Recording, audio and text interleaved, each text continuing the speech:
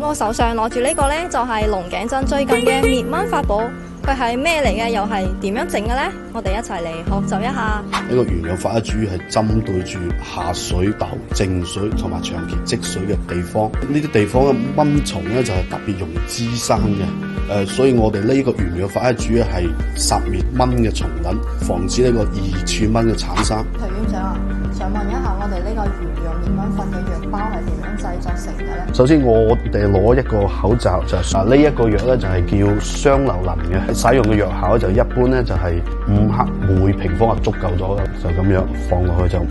克噶啦，放咗個口罩度啦，然後再包翻好嘅，就兩邊合埋，然後前後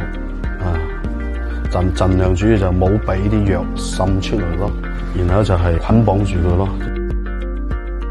就咁樣，咁我哋家下就要揾鐵絲，就勾就勾住呢個藥包，然後咧就懸掛落去下水道。